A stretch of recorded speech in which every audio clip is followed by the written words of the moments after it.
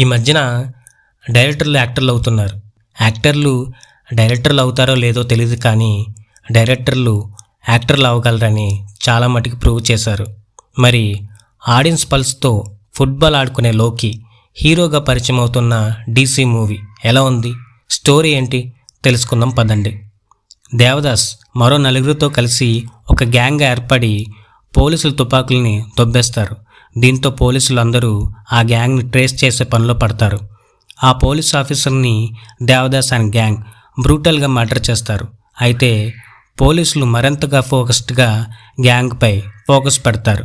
అయితే అసలు Devdas and gang ఎందుకని పోలీసులను టార్గెట్ చేసింది, పోలీస్ ఆఫీసర్ని ఎందుకు చంపారు అనేవి తెలియాలంటే బిగ్ స్క్రీన్పై చూడాల్సిందే.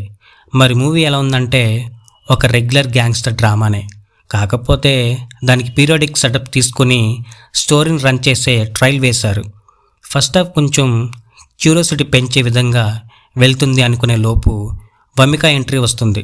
దాంతో స్టోరీలో ట్విస్టులు లేకుండానే నార్మల్గానే వెళ్తుంది. ఒక రకంగా చెప్పాలంటే ఇది రెగ్యులర్ కమర్షియల్ సినిమా అనే చెప్పాలి. అనిరుద్ బీజిఎం స్క్రీన్పై వర్కౌట్ అయింది. చాలా చోట్ల సీన్ ఎలివేట్ చేయడంతో పాటు థియేటర్ మొత్తం ఎరప్ట్ అయ్యేలా చేయడంలో టీం సక్సెస్ అయింది. పెద్దగా ఎక్స్ప్రెషన్ అవసరం లేని క్యారెక్టర్ కాబట్టి సెట్ అయ్యాడు, లీన్ అయ్యాడు మనలోకి. వమిక క్యారెక్టర్ చిన్నదే బట్ ఇంపాక్ట్ఫుల్.